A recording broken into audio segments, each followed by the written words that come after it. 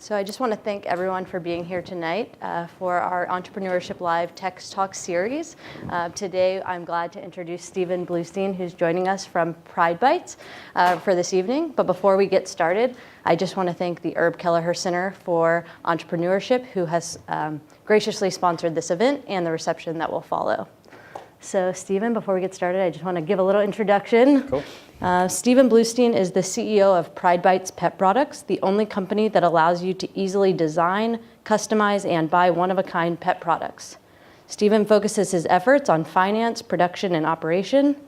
And what you might know is in 2016, Stephen and his business partner appeared on ABC Shark Tank, where they were backed by two sharks, Lori Grenier and Robert Herjavec. Stephen was also a previous recipient of the Pet Industry 40 Under 40 Award. And prior to PrideBites, Stephen was born and raised the same city I was, Houston, Texas, just down the road, and graduated from the University of Kansas with his master's in tax.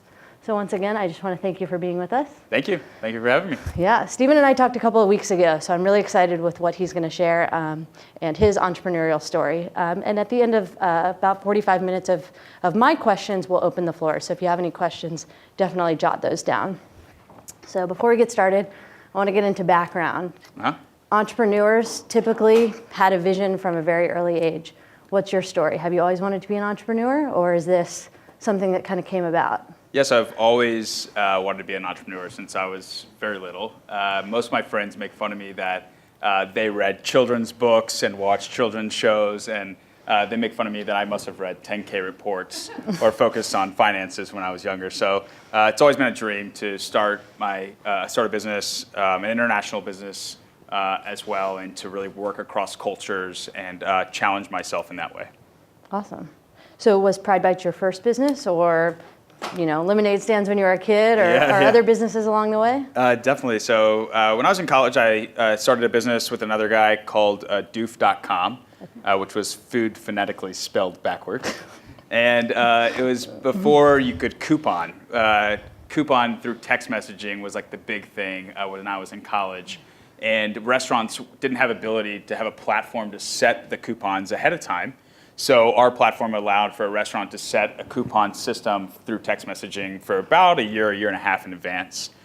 So when I got into the company, I was hired by a local entrepreneur who actually also owned a car dealership, and this was kind of his side project, and he just kind of gave me the reins and said, kind of go at it. And we had about 20 restaurants associated with doof.com when I joined. When I left, actually, and it's kind of funny now that I run an e-commerce business because we had quite a bit of volume. We had about 100,000 visitors a month to the website, and we grew from about 20 restaurants to about 150 and signed Marie Callender and Subway as I was going abroad. So it was pretty cool. When I went abroad and came back, actually, the entire business basically crashed without my supervision. So also learned a lot from that whole venture and starting it in college as well. Yeah, it's cool that you've kind of remained within the e-commerce space, so I'm sure there's many lessons that you've learned, but one thing that we learn often is it's best to fail fast. Sure. Try something, fail fast, and learn from those failures. So just a couple of things, what have you learned from either that business or others in terms of your failures, and how have you grown from that? I think it's to recognize the change. Don't be afraid to change. I think that's the first thing. To really look inside yourself. If something's not working, the first thing that you have to do is to understand whether it's you or something that's external. And I think within that business, to understand really, did I set it up for failure? Did we not have the things in place that when I left, we couldn't sustain? So was I not doing something correct on that level? And I think looking at PrideBites and starting with PrideBites, actually, I think being naive at the beginning is what helped the most. And just being very optimistic and always wanting to just continue to push forward and kind of live that dream entrepreneurship story. And I think today, I think it's just trying to recognize, as you said, is as you fall, to think ahead so that you fall in the right place and you're moving forward falling rather than falling behind. Yeah, that's great. So you've talked about kind of starting this business in college, always wanting to be an entrepreneur, but I have to call you out a little bit. You got your master's in tax and took a tax job. So where was the thinking there? Was there a particular reason why you chose tax or why you did take that corporate job as opposed to kind of just diving right into entrepreneurship? Sure. So when I started college, actually, I was an entrepreneurship major. And I remember vividly, my grandfather started an international business. He was one of the largest importers of tools in the world. And he started it when he was about 24 years old. He went to Japan and got a loan for the Bank of Japan for about $1 million, so to speak, today, as a 24-year-old young guy without speaking any of the language or really understanding what it was like to go overseas at that time. And I think that understanding of kind of how he did it, I remember calling him because I really wanted to be an entrepreneur since I was really little, and I called him and said, I'm going to start a business, and I'm thinking about studying entrepreneurship in college. I think it will really help me. And I didn't hear anything on the other line. And so I waited a second, and he just paused, and he said to me, if I really wanted to know how to run a business, I should learn the language of business, so I should study accounting. When I got into accounting, I actually fell in love with my tax professor, who's not easy to fall in love with. He taught tax by Socratic method, which is very interesting because most people need to see numbers on the board and need to write. And very inquisitive. And when you sat in his classroom, he often called you out and made you be ultra prepared. And I think really studying tax allowed me to go through what it was like for really intense study sessions and really intense classroom sessions where it prepared me for the ups and downs of what it's like to be an entrepreneur.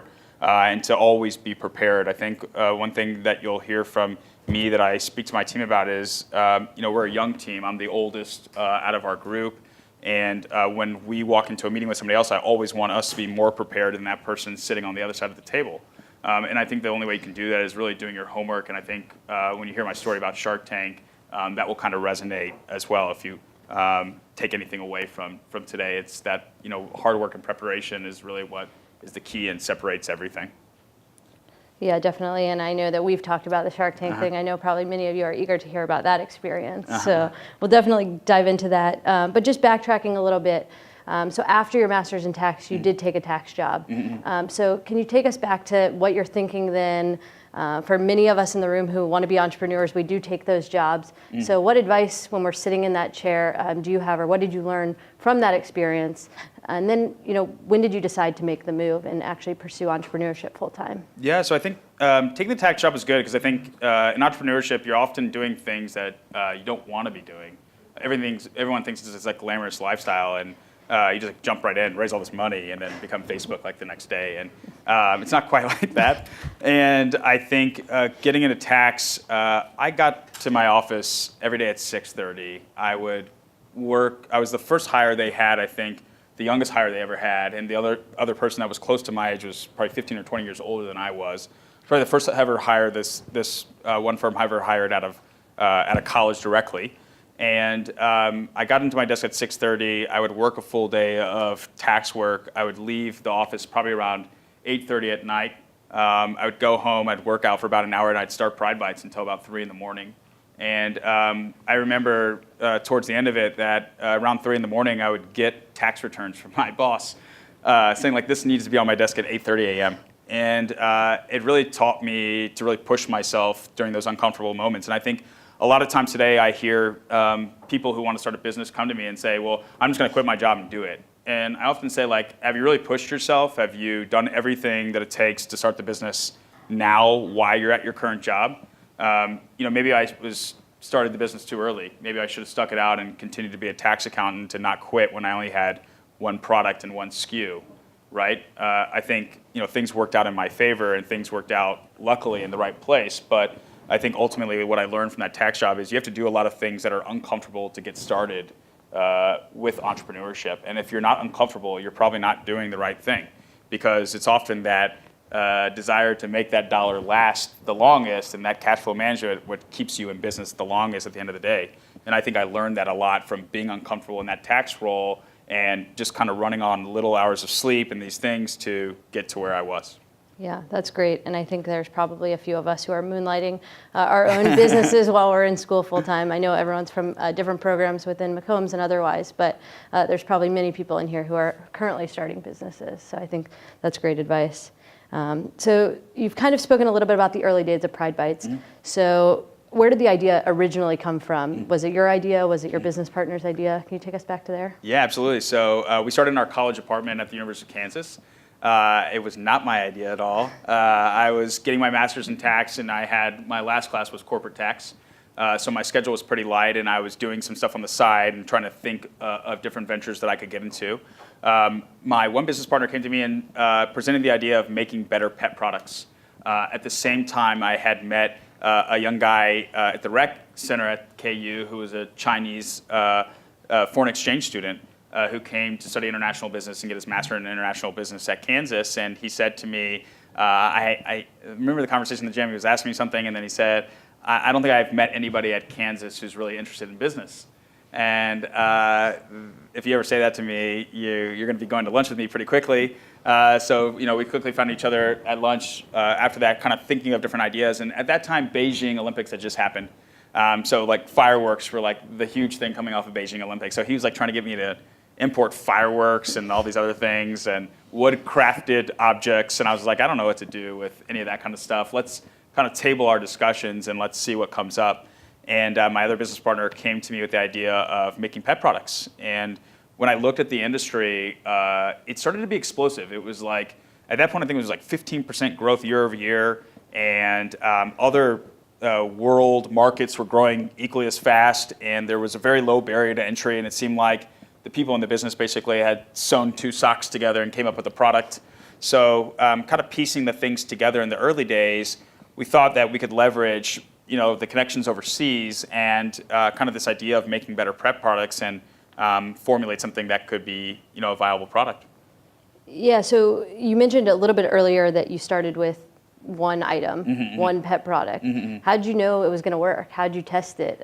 Because I think there's a lot of people who maybe have always wanted better pet products or better dog toys, et cetera, but they haven't tested it. So how did you guys go about that? Yeah, so I came up with the design just by drawing it on a piece of paper. We saw other things in the market. We saw a bunch of cotton products that were cotton stuffed products, and we just said to each other, like, there should be something better. Cotton is not necessarily good for dogs. If ingested, it actually could wrap around their organs and really harm them. So we went off this whole idea of using foam. At the beginning, we went through 40 different prototypes in a year and a half. It was really slow getting product back from the factory and for them to send samples back. And so I remember vividly waiting in my college apartment with my other buddies, basically, when the toys would come and be like, oh, we'd give it to my dog, and my dog would rip it up like in half a second.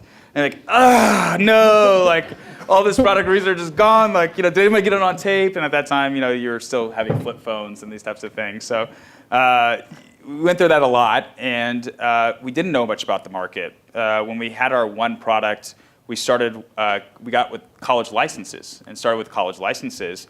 And so we went out and we created, the first product ever was a USC Trojan PrideBite. And it was our dog toy, which is this foam stuffed dog toy with a fleece, outside fleece that's real durable. It's a great interactive toy. It's great for swimming and playing indoors, and just a great product overall. But at that time, it was really expensive to make one. So we were selling it, I think, for like $20 a toy. And we were going to USC tailgates on Saturdays when majority of the audience was probably not even there to begin with. So we were pitching a bunch of drunk people, basically, getting them to buy $20 dog toys. Right. And the reason why we knew that it was something that was interesting is we would sell one week, we'd come back, and everybody would know us at the tailgate as like the PrideBites guys, and like go get the dog toys from the PrideBites guys. And at that point, maybe it was like I keep saying, ignorance, or maybe me being naive or us being naive, but we felt like there was more to the market and that the product had legs at that point, even though we had one SKU.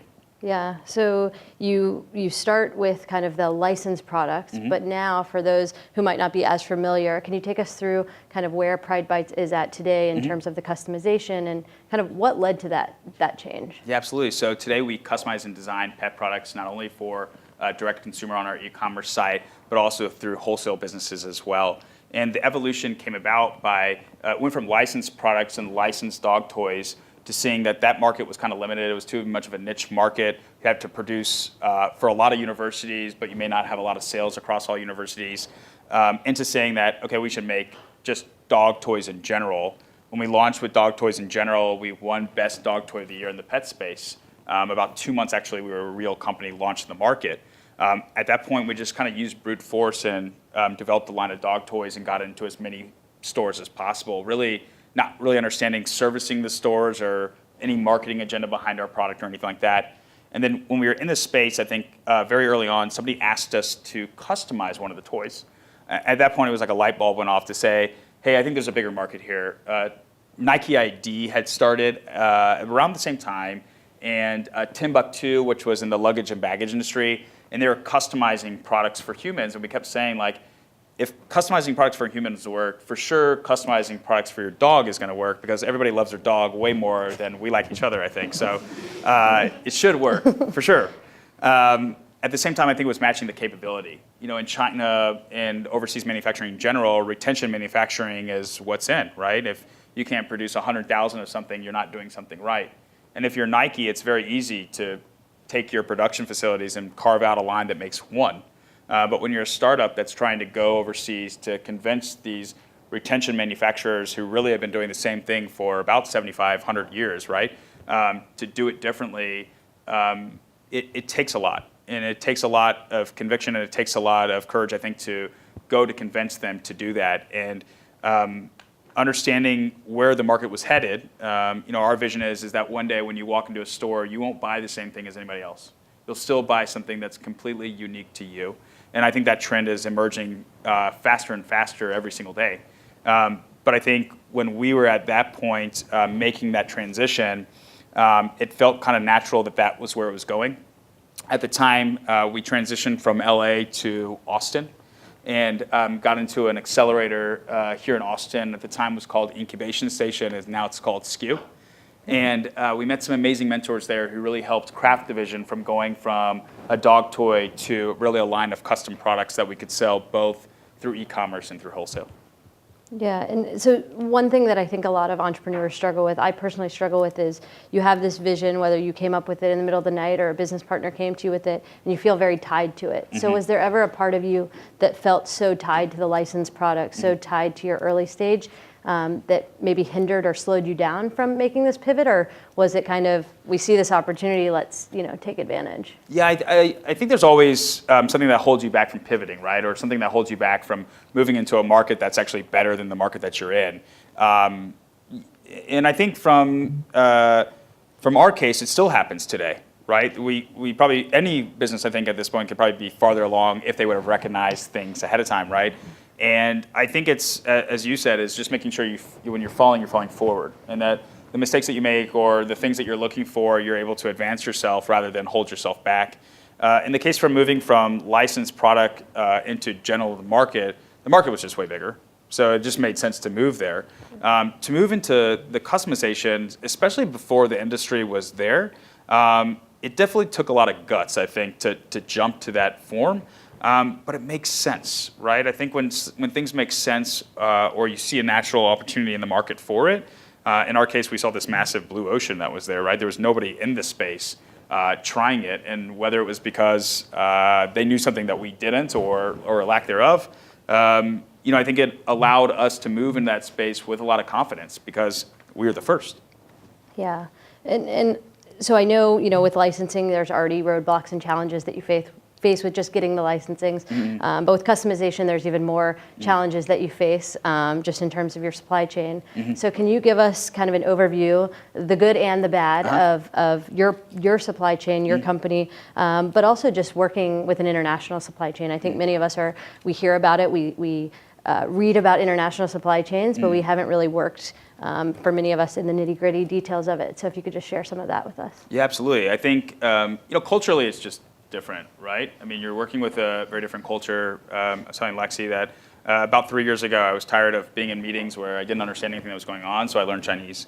And I think understanding the culture of the Chinese culture is super, super important to doing business there and doing business abroad in general. So my first recommendation, if you're going to do or operate an international supply chain, is really understand the culture as best as possible. And one of the most exciting things for me when I take anybody to China with me is for them to see what I know about the culture. Because oftentimes I think that I'm more Chinese than somebody who's actually Chinese. And when people see me interact within the culture, I think that they recognize that, I think. And that attribute is a big thing that allows it to go a lot more or a lot longer. In Chinese, they talk about the relationship as something that's called guangxi. And guangxi is like this unspoken something that's in between you, a bond between you and somebody else that you have a relationship with. And oftentimes it goes a lot farther than maybe a business connection or anything else that you can have. And so managing, I think the first thing that's the most difficult thing in managing the international supply chain is the personalities involved, the culture that's involved, the different dynamics in between. When you're a startup, you're pulling from cash from all different types of places. And over there, or just in general with this international supply chain, cash is king. So I think you're always trying to work within it and trying to kind of get the most out of that international supply chain as much as possible. I would say that communicating with them on their level, right? On communicating on the level that works within that culture. For me, we communicate with our factories through WeChat, and WeChat is what everybody uses primarily in Asia to communicate. And so many times I think people on my team have asked me, like, why can't we just use this? Why do we use Slack for everything? Why can't we just use Slack? Why can't you just teach them Slack? And I think that's what's most important is again, understanding the culture, what the culture needs are, and adapting that culture needs across the different platforms or across the company in general really helps the company go smooth. In general, I think it's extremely challenging to run an international supply chain because at any time something can go wrong. And I can't tell you how many people I've met that have been on Alibaba who have looked for a supplier and have ordered something, and then when they order it, half of it comes bad and they want our help to try to fix the problem. And whenever we have 2 people on the ground in China and really good connections, and it's still very challenging, and my team can tell you that, right? And I think that managing people's expectations and managing the relationships between the 2 sides is something that people often don't focus on enough. Yeah, and in case anyone missed it, he said it very quickly, but he's learning Chinese, which I think should not go understated. I think that's putting business first, and I think that's really remarkable that you're really investing in that. Thank you.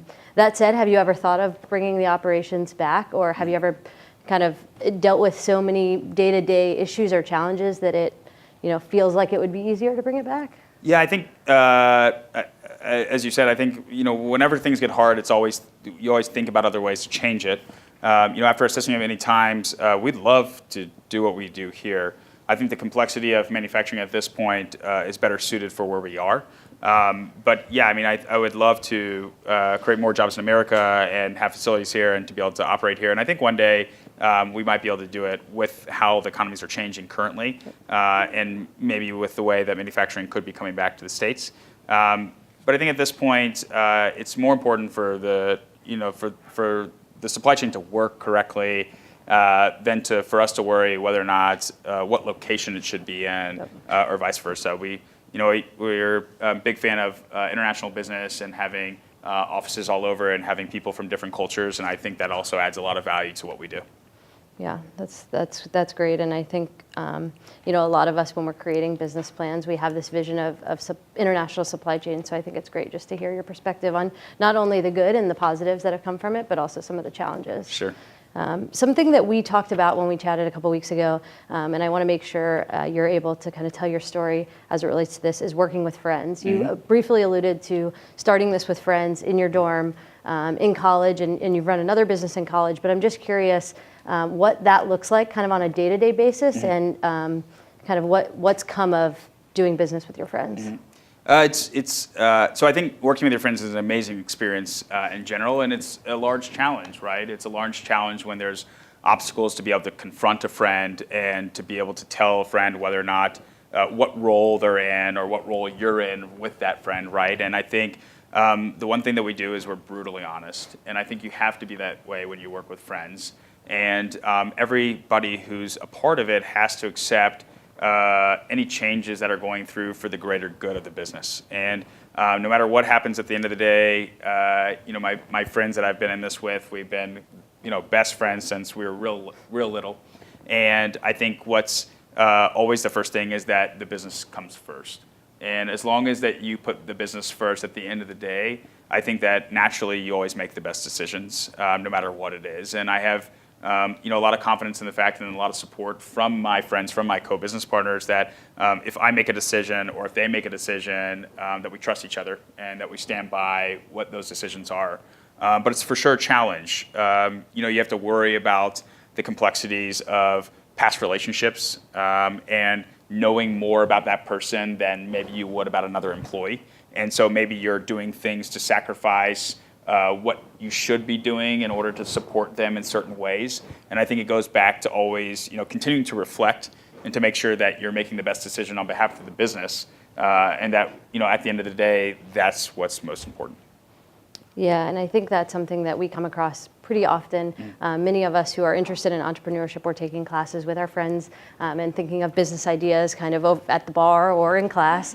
And so I think that, you're constantly around your friends and you're pitching ideas off of each other. And so, there's obviously the benefit of getting the chance to work with your friends every day. Sure. But there's also things to kind of take into account. So I think your advice on just being brutally honest and putting the business first, I think, is something that's probably true of many family businesses, but also many founders who are also friends. So I think that's great. Yeah, absolutely. I mean, it's a long road, and I think when you start naturally, you're super optimistic. We probably didn't have the same advantage that you all have, right? We wanted to start a business because we wanted to start a business. That was like what we wanted to do since we were young. We were going to do whatever it took to get that business started, no matter what. So, there's so many times where we thought it was only going to take 2 years or 1 year or whatever it was, and it was a lot longer than you're expecting. And everyone's seen the picture where it's like, this is success, and it's going up and down all the way to final road of success. And I think it takes that, and it takes constant encouragement, and it takes you coming back to earth and saying, where are you at right now, where we're headed. And I think that you can't do that enough when you're working with friends, right? You can't put it in perspective enough. And it's a long journey, and you just gotta stay with it, Yeah, so I think the themes, at least that I'm drawing from this, is persistence, putting the business first, being willing to pivot, kind of working really hard, but another huge piece of starting a business is raising money. So I do want to make that transition into raising money. I want to talk more generally first about kind of setting up, and I'm willing to bet that Shark Tank wasn't your first time asking someone else for money. So I want to know just kind of early days of PrideBites. How were you funded? How did you go about getting your initial capital, and then maybe some other pitches that you've done since then? The initial capital at the very beginning came from friends, just asking random friends to back you, whatever it is. And oftentimes I think that entrepreneurs want to go for like a Series A immediately or something like this. And I actually encourage them to raise money from your friends. Because I think when you take money from your friends, then you're on the hot seat, right? Then you really have to start thinking about what you're doing and who you're justifying the money from, right? And so that was the kind of the first rounds was kind of a friends and family, so to speak, to kind of get us started, test the market. And then when we moved here, we got in SKU, Incubation Station, and we kind of broke the format to the Incubation Station accelerator format. They kind of wanted us to operate, I think, in this box of how the rest of each track was going. And we got in and kind of were a little bit different. Probably they would start laughing at that if I said that to them. But we wanted to raise money immediately. My whole thought was, I'm getting this accelerator. Like, the reason why I'm doing it is because I think this is a good old boys club in this town. And the only way that I can break in is through this accelerator. So I'm going to do it. I don't know anybody in this town, so this is my out. And sure enough, we met a lot of great people, actually amazing people in the accelerator. And not only that, but it motivates you to do so much more, right? And that's where our first money came from, was from after we went through pitch day at the accelerator, we kind of got some momentum. And from that momentum, you start getting one person who's kind of an advocate for you, and that one person kind of goes to bat and kind of introduces you to other people. And then once you have that one domino that kind of pushes you forward, it's amazing how fast the round fills up. because everybody wants to do what everybody else is doing, right? All the cool kids are doing. So that was kind of our first experience. We didn't have any coaching on how much money to raise. We didn't raise enough. We didn't do it the right way.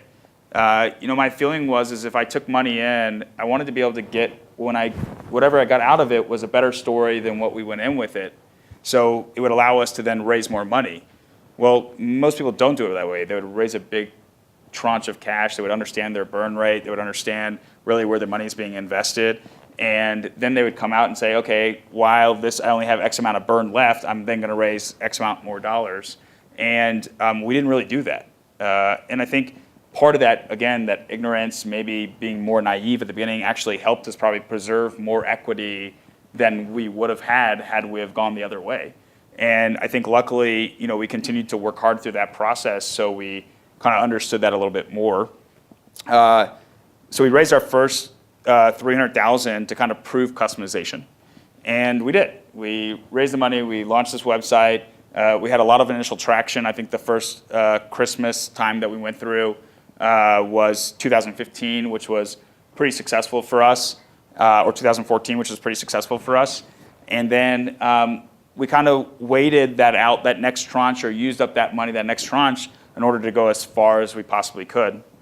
Luckily, that next phase of what was happening was when we started kind of entering Shark Tank, and that whole part of the story. I don't know if I should stop here or not. Definitely my next question. So take it away. Definitely want to hear kind of how it came to be. Was it, you saw other companies on there? I know it's in the news, right? We see many people in this room likely watch Shark Tank, but we see kind of the big ones that get a lot of money, and most recently the Ring doorbell, which got bought out. So we're seeing a lot of press on Shark Tank, and I think that when we spoke earlier, there's the value in not only it being a pitch, but the other value that you found in it as well. So if you wanted to share some of those absolutely. points. So actually my business partner really wanted us to go on Shark Tank. My business partner, Sean, should get all the credit in the world for it. So Sean, if you're watching this, please know this. He really pushed me every day. I didn't want to go on. Since I was little, I was in this youth group, actually, where I know Lexi and her family. And I'd always been pitching, so to speak. I've always been presenting in front of people. I've always felt very comfortable in front of an audience. And I don't know why I didn't want to go on Shark Tank. I thought whether it was something like this was a big stage, this was too big of a stage, or whatever it was, I was just reluctant. Not to mention, the application is the worst business plan I've ever had to put together in my life. It's like 50 pages, and it's very daunting just to do the Shark Tank business plan. So maybe if you're starting a business and you want to see whether you got it or not, just go fill out the Shark Tank application and see whether or not you really want to start your business afterwards. Maybe it would turn you away. So we did it twice. We applied twice, and we didn't hear anything. And then at some point, like over the summer or something, my business partner got a call from one of the producers that said, hey, we've seen you guys apply a couple times, and we really like your story, but we think you're flat. We don't think you have a lot of personality, and we don't know if you have have enough to get on Shark Tank.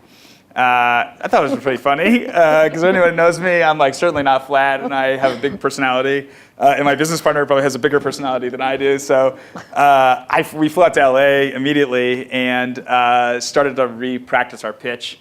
And we had a ridiculous video. I remember at one point my business partner was in the shower with bathing his dog in a bathtub. And so we just made it as ridiculous as we could to really show who we were as people.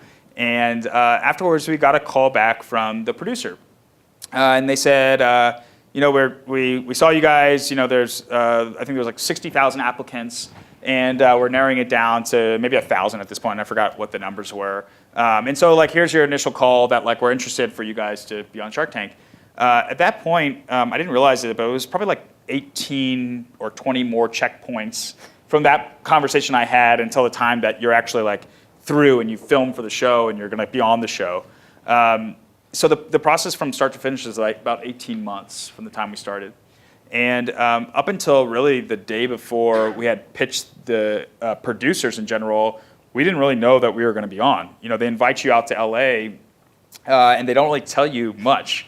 kind of just, you go through like kind of weeks, it's a kind of a weekly call with a producer, and you kind of go through these checkpoints, and each one of those are kind of checkpoints that you're checking in within to make sure that you're moving along well.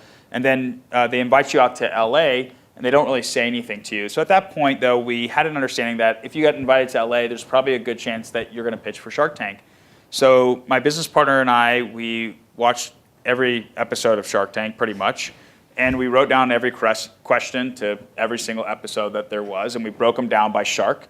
And we just really tried to understand the mindset of where these questions were coming from and the type of people that were asking the questions.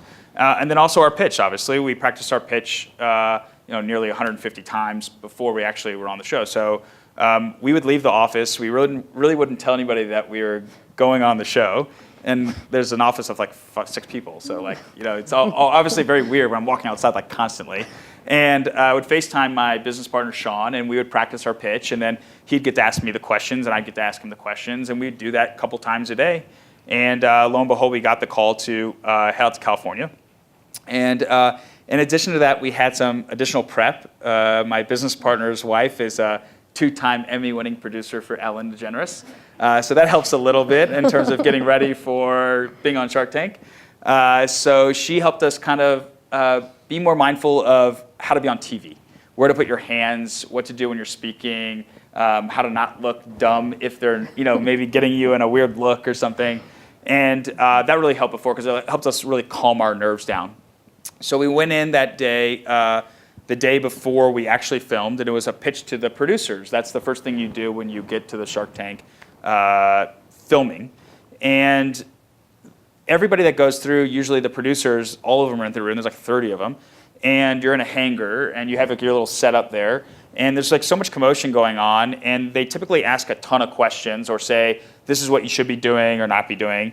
And so we gave our pitch, and they had no notes for us. They had 0 notes.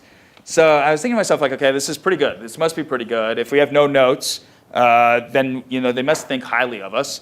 And we had heard this buzz around filming in the morning versus the afternoon. And everyone said you wanted to film in the morning because the sharks were up, they were ready to go, they were more lively. At the end of the day, or after they ate lunch, they basically were more lethargic, maybe harder on you. So the goal was to get the morning. Well, as soon as we filmed and we didn't have any notes, I just assumed we were going to be in the morning, but you didn't know. So we went back to our room, or everybody else was probably really excited to be in LA. I had moved from LA to Austin. My business partner was still living in LA, so we didn't care. So we just went back to the hotel room and kept practicing our pitch literally every 5 seconds. And it was kind of funny that during the pitch, we would stand literally like an inch from each other's face, and we would scream the pitch at each other. And when we were in the pitch, and my business partner, he would throw his hands up in the air, like when I was pitching, to try to throw me off going through that process. So we were trying to really get in there to not being affected by anything that could go on. So we, sure enough, around like 5 o'clock, we got the call that said, like, hey, you're going to be in the morning group, so get ready to go. We need you in the downstairs at 5 a.m. or whatnot, and be ready for the day. So we go through and go through kind of the pitch, and I'll kind of fast forward. We get mic'd up. They take us to the scene. We see Mark Cuban for the first time. Everyone's all excited, and so now it's like our turn. We come out and we hit the doors. The doors are like what everybody knows. The doors open. You go down this hallway. You have all the shark tanks on the side of the hallway, or the fish tanks. And so before the doors open, both of us look at each other, and we were so confident. We were so good. We had practiced so many times. And at that point, my business partner looks at me and goes, "Oh my God, I forgot my lines." And I look at him like, "Oh my God, is it seeking or asking? Is it seeking or asking?" And we kept hearing these producers. We went to dinner with our producers afterwards that night. But we kept hearing these producers run around something, baklava, baklava, baklava. We didn't know what they were saying. I just thought someone was hungry or something, And later that night, I found out that baklava was the code name for entrepreneurs freaking out. So please start filming more right now, So we had more and more cameras on us, and I couldn't figure out why there were so many cameras on us. But it worked out, and getting into Shark Tank, for me, was probably the most real experience of my life because, you've been pitching since day one to anybody that will listen to you. And here's the biggest stage. Here's this show that has glorified entrepreneurship and has glorified the pitch. And so if you can beat these guys, or if you can win against these guys, right, then you should be able to win in life, right? And so you walk down that hallway, and the only thing I was thinking, I just had the biggest smile on my face the whole time, because it's like, I'm finally here. Like, I have this moment in front of me, and like, I'm ready for this, And I think at that point, the lines, I wasn't really thinking about it. You get out and you stand on these X's, and of course there's no music, right? So you get like 45 seconds to start. So we had enough time to like kind of take some deep breaths and really gather ourselves, and those moments were really, really helpful, because it allowed us to gain composure and to kind of feel the room out and to realize that these people are just people, in front of you. And then it's just like 45 seconds, and then go time, right? And you just start your pitch. And it was about 45 minutes, and when I was finished, I couldn't remember a time where I thought it went poorly. So I really didn't know how they were going to spin it to make us kind of look bad, right? And it was rapid fire, and I think that was the best thing about it, is that they were asking so many questions so quickly that you could pick who you wanted to respond to. And they're all kind of arguing with each other about who gets to ask the question and whatnot. And of course, Cuban is kind of the lead in this whole scenario, and definitely the smartest person I've ever been in the room with, who I've pitched with. I think he picked us apart within maybe a second of what we were doing. And it just was kind of like played out through the scene, and we had, kind of Robert came in really early, which they didn't show on TV. They kind of show it dragging out a little bit. So we had some confidence. We had a deal on the table already. And it kind of worked through this whole thing where it was able to go kind of shark by shark. And at one point, I thought we would have 3 sharks in the deal at one time. And then it quickly became 2, and then it was over. And then they take you back to your room, and they come in with these agreements and whatnot, and you say, I want to wait till my lawyers are here, and everything else like that. And then about 30 minutes later, I'm sitting on my friend's couch, like as if nothing happened, and you can't tell a soul. And so we're sitting here like, oh my God, we don't even know what we're doing right now, And then the weight is on. So you're like, we get back and you're negotiating with the sharks, but our deal started negotiating, and about 6 months after that, it kind of died down. There was not really a conclusion. There was a lot of intense negotiation, and then kind of came to a standstill. And we didn't hear anything for a couple months. So here we are 10 months in, and you have no idea. So you just film. You're not allowed to talk about it with anybody. You don't hear anything from the producers. At this time, we didn't hear anything more from the sharks. And so we didn't know if even we were going to air. There's so many companies, and you still hear that after you film, you may not still be on the show. So it's actually almost 2 years to the day. Today was 2 years to the day that we actually found out, that we announced it to everybody that we were going to be going on Shark Tank. But I was standing in line. It was South by Southwest. I was with my wife, Kelly, and we were waiting in line for a Third Eye Blind concert at Whole Foods, on top of Whole Foods. And I was standing there, and she probably can attest, it ran my life. Every single morning, I'm wondering if we're going to get on Shark Tank, because the question that led into this was raising money. At that point, we had raised only $300,000. And so we had $3,000 left in our bank account. And we had prepared as if we were going to be on Shark Tank, because what are you going to do? You're going to not prepare after you go through that experience and you think everything was awesome? So we were sweating. And I was looking at my bank account thinking, okay, when it comes to Monday, we don't have enough money to pay payroll. And I don't know what we're going to do. We're basically going to close down, or I'm going to come, basically me and my co-founders will be just a couple man operation and see if we can do this together and make it work. And then randomly I looked down at my phone and I got this email that said, we congratulate you. You're going to be airing on Shark Tank on April 8th.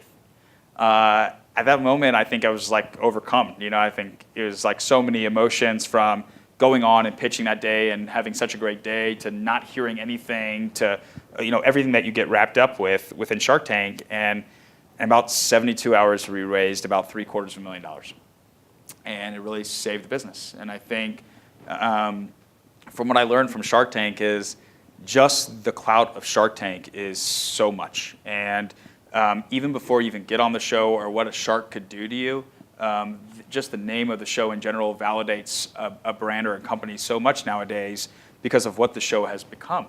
And at that point, I realized this rocket ship of what Shark Tank is to a brand. and it really changed us completely. Everyone asks me about the Shark Tank experience and what it's like, and I'd say if you have the ability to apply or to get on Shark Tank, do it. There's not a single ounce of me that wouldn't do it again. And even if there's a chance where you may get picked apart, do it in a way that's fun, exactly like the Ring guys did, and maybe be purchased by Amazon for $1 billion, who knows, right? So I think there's other ways to do it. However, I also think when going back to asking the question about raising money is, raise it with the best story. You know, you always want to raise money when your story is at the best moment possible. And if you don't need money, that's one thing. And if your business is growing out of control without the need of raising cash, don't do it, right? But if you're going to have a moment where you're really on top of the world, take advantage of it. And I think that's what, kind of I learned through that Shark Tank process. And lo and behold, after we got on the night we actually aired, I actually got a text message from Lori that said, hey, I want to come back to negotiate with you guys. I really like what you're doing, and I think what you're doing is great, and I would love an opportunity to talk. So we went back to the table. So you never know, too. You never know when a deal is dead or when it's alive or what's happening. So, I guess through that process, one, raise when you have a great story, and two, don't forget the people that either had turned you down or that maybe weren't ready to invest at a current moment, because there's a time and a place for everything. And writing a check or handing somebody money that is a high-risk, high-volatile business is a difficult thing. And so there's always a place. And when you're ready, you'll start getting the money.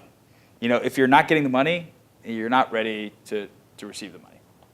Yeah, and I think there's so many important pieces to your experience that you've just shared, and I know we've talked about it previously, but that Shark Tank was so much bigger than, for you personally and for your company, than just raising money. And I know starting all the way back with it not being your idea and recognizing that your partner came to you with something that you weren't comfortable with and that didn't cross your mind as something that you wanted to do, and you were willing to take on the challenge, the personal challenge, the company challenge, and now kind of looking in hindsight and recognizing all the value that it brought to the table. So I think there's just so much that we can learn, challenging yourself, the preparation that you guys put into it, clearly. Sure. Probably spent more time with each other working on this than anything else of your business. So I think there's tremendous learning that we can learn. And for all of us, we see, the 5-minute pitches. We don't really get to see the back end. So thanks for sharing that. Yeah, of course. So I do want to turn it over to the audience to ask a few questions. So while everyone's coming up to the mic, I'm going to give you a couple rapid fire, quick questions. But if you do have questions for Stephen, feel free to walk up to either mic, and we'll limit it to one question per person. But just really quick, are there any books that you're reading right now, business or otherwise? Yeah. So the book I'm reading right now, or just about to finish, is Linchpin. Okay.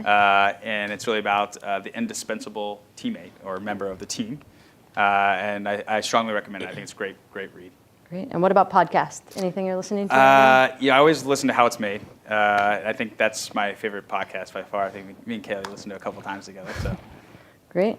And I will turn the floor, and we'll just alternate between sides if you want to get started. Thank you very much for speaking with us. One of the things that really kind of came through as you were speaking was it seems like you've got a lot of kind of internal discipline. You're able to kind of deal with a lot of nuance and uncertainty. What are some of the ways that you've kind of built up your ability, to deal with kind of that level of stress or anxiety or uncertainty? Do you do things like meditate, run? What is it that works for you, and what are some things we could maybe take away? Yeah, so my wife's probably laughing at me right now, but so I'm really big on meditating, deep breathing, and these types of exercises. Being mindful is a big thing for me.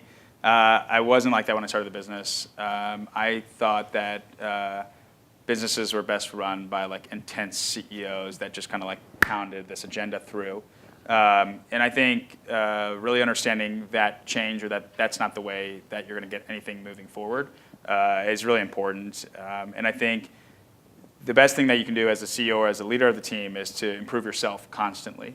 There's a book, The Hard Thing About Hard Things. There's a chapter called CEO Psychology that really changed the way that I think about things, because he talks a lot about like it's a very lonely road being a CEO or being the leader of the ship, and that oftentimes even if you have a vision for something and no one else does, and you're convinced that that's the vision that you have to go through, you have to get everybody else on board and stay, yourself very disciplined in that manner. And I think these books, one of my board members recommended Alan Blake, who's a fantastic guy, who's a former board member of ours and a former UT alum, who started a business here and started another business that he exited on. He told me to read a book, Search Inside Yourself. And it was by one of the premier Google employees, and he wrote this book. And I think it's really amazing because it allows you to understand the physical and how you react physically to things, and really be mindful of that. And I think that's super important. I think if you don't work on yourself through this process, and you don't constantly either have time to break through and to be in the real moment or the immediate moment, you'll get lost and you will lose for sure.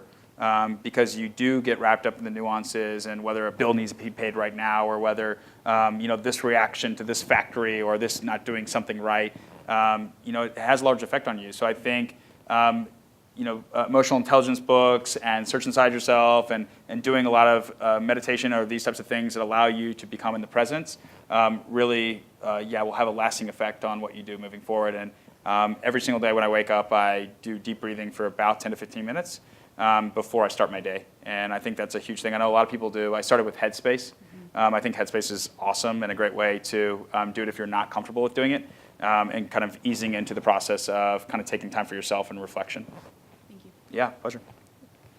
Yeah, hello. So as a kind of follow-up to that question, personally, what do you think was your lowest point in terms of like your career, raising money, in terms of like that type of space? So I think, one thing I didn't mention about Shark Tank is it has the ability to crush a business. We dealt with a lot at the beginning going through our accelerator in a way that most companies didn't. We dealt with mentors in a different way, and we got to see some different sides of raising money. We got to see more of a selfish side of raising money, which I think is super important to know that like people invest in you for selfish reasons, right? Not because they like you or anything else, right? Because they want to make money. And you always need to remember that on one side, right? And I think at the very beginning, you think like, oh, this guy's going to give me a chance. Like, no one's looking to like, give you a chance, okay? Everyone's looking to say, I'm going to give you that chance when you're going to pay me back $1 million, right? Like, that's why they do things. So I think on that side of things, that's something to consider that was sort of a low point for me. But I think kind of going through the Shark Tank experience was low, man. I think like you don't know you're going to be on, and you're kind of building this business with burning cash 100%, and you start dwindling money, and you're not raising money because you're worried that if you do get on, your valuation is way different, right, from the second that you get on to the second that you're not on. And it's enough to break a business. I'm in a Facebook group with a lot of other people that were on Shark Tank, and you get to see the people that didn't do well on the show or weren't successful in the show and the reaction. And some people are like, I went to a beach and I hid for a week and like I didn't see anything. So there's a lot in you that when you're going through that time period that you think a lot by yourself. And there were low points to try to understand how to get out of it. I think probably the lowest part of PrideBites actually was about 6 months ago for me. My business partner had left, who had originally started the production. My Chinese business partner had stepped away. And one of my factory owners actually had a stroke, who I was with from the beginning. And just was walking one day randomly, laid down on the ground, and I started having a seizure and suddenly into a stroke. And, man, when I think we all think about business and, we're dedicated to the business, and it's something that we want every day and we constantly think about. But, when family events happen or when health comes into the picture, the business, that's the last thing I'm thinking about, right? And so the first thing I'm thinking about is family and all these different things. At the same time, it's the Christmas season. And we just got on Petco. For the first time after 4 years, we've been trying to get on Petco. We got our chance to be on Petco. And here we are at the height of the business now. And it's seemingly what's the best thing about our business, the supply chain, and today is for sure the supply chain is the strongest thing about our business, was so weak. And it was weak because of things I couldn't control. And it didn't matter how much I studied Chinese, it wasn't going to help at this point, right? And I think that moment of trying to say to yourself, okay, things are going bad, but where are things really in this process, and what do we have available to us to get us out of the process is what you have to do. And I was talking to one of our consultants today, and I told him, when you get in hard times, you stack, you rank, and then you execute, right? That's the only thing I can think about when you're going through a problem, is to do that, especially if you have something that's truly viable and you have a real business. So I think that was kind of the moment that I was like, that was very hard. But I think you have to have a lot of confidence in yourself. And in my case, what I always say to my peers is that I'd want myself at the helm out of any decision I'm going to make, and I want myself in a position to lead when it's the hardest. And it was kind of like on us as founders of the team to kind of hold everything together, not only with customers but huge vendors and everything else to get through it. And I remember sitting at a meeting with Petco about a month ago, and they asked me, like, how did you stay at it? Like, you stayed at it when things were against you, basically, and things weren't working well. And I just said, like, I have a lot of confidence in our team and what we had built here, and that everything was going to be okay at the end of the day because of who we put in place. And we were able to get through it. And I just got back from China, and I saw that factory owner, and she's doing incredibly well, and she's about 85% and coming back and thriving. And you know what? I probably more motivated now than ever, because I realized that when you go through something like that and you can maintain and you can get through it, that you can get through anything. Thank you very much. Yeah, Appreciate of course. And we'll take this as the last question. So you're a very inspiring person, and I want you to listen and give your feedback on my story and my startup. So basically, Just before you ask the question, can you just make sure that it can be relevant for everyone in the audience, not particular to your own idea, but maybe some advice more generally would be great. So if you have kind of more general, it's okay to kind of caveat it with your own idea, but if you could just kind of make sure it's reflective for all the audience would be great. I think I can. Go for it. So in 2014, I had a traumatic brain injury. Spent 10 days at Brackenridge. 7 of those days I was under medically induced coma. Then I went to St. David's, Maine for 3 months, and then a post-acute rehab center for another 3 months, and then I had outpatient therapy for 8 months. I was talking to my mom one day about it, and she said, honestly, the hardest part was when you came back home. And I was like, that hurt. That cut deep. But she's like, no, not like that. I meant like when you came back home, you almost like our first kid again. Like we didn't know what to do or how to go about doing stuff. And so basically, I want to be a sort of like coach or mentor. I've already been called up twice to St. David's, Maine to talk to 2 different patients, and I really think I helped them. It was honestly like, it was the best feeling that I ever felt before. That's just a quick little wrap up. What's your thought process? Is there anything that's like bad about it, good about it? Like, how do I start it up? Yeah. Absolutely. First of all, I think I have a lot of respect for you for even setting up and being where you are today, right? And getting through what you did. It's obviously you went through a tough battle and you faced it and you got through it. So I give you a lot of respect and commend what you did. So first kudos to you. Thank you. I think you have an amazing story, and I think that you've done something that most people have not done.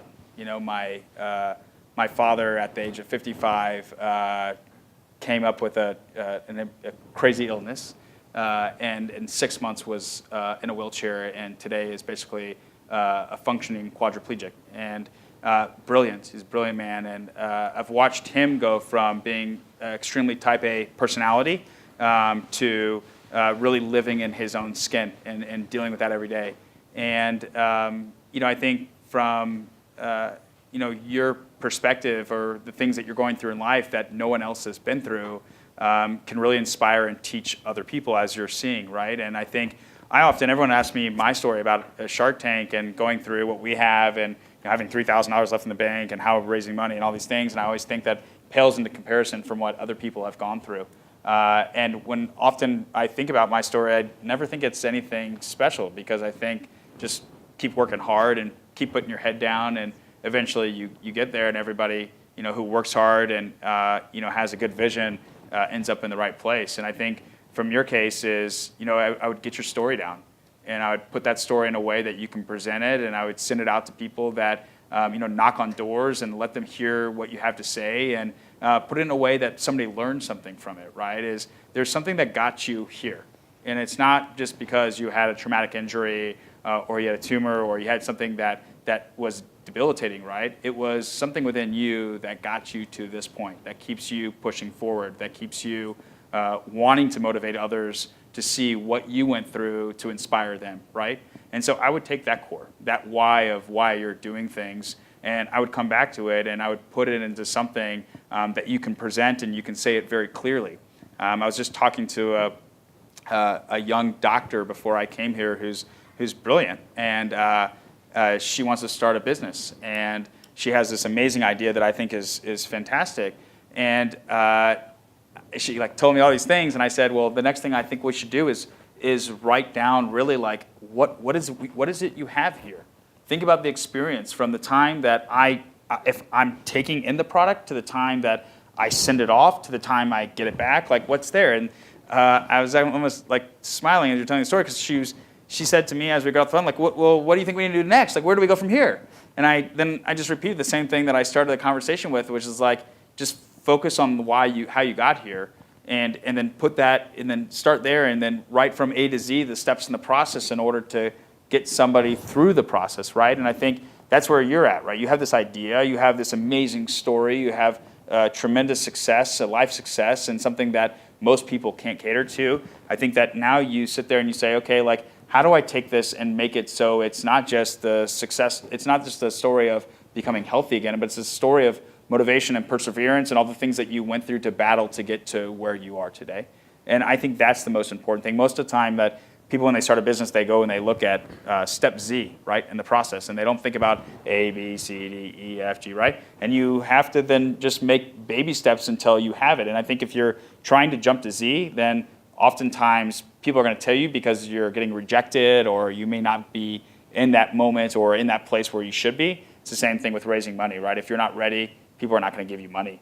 So I think go back and think about that. Think about your story, how you got to where you were, and what core ideas, what core values got you to where you are, and then take that and work backwards. Because if you start with those values and then people learn your story, they're really going to think you're amazing, right? If people first learn, right, who I am, and then when everybody finds out kind of you're on Shark Tank, then, you speak Chinese, all these things, the story gets better, right? And I think that it teaches you so much more when when somebody's history is revealed through a teaching or a practice at the beginning, rather than the focus on kind of what happened in general. Does that make sense? Yeah.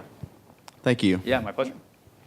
Well, that actually wraps up the formal part of our program. We do have a quick reception, or a reception afterwards. We'll be around till about 8 o'clock if you want to stick around, and hopefully Stephen can join us for at least a few minutes in case anyone else had any other question. But before we adjourn, I just want to thank you again for joining us. Thank you. I personally took a lot away, and I've heard many parts of your story in a previous call, so I just want to thank you for being here and sharing your story with us. Thanks so much for having me. I really appreciate it. Thanks for all who came out to see this tonight. I appreciate it. Yeah, thanks.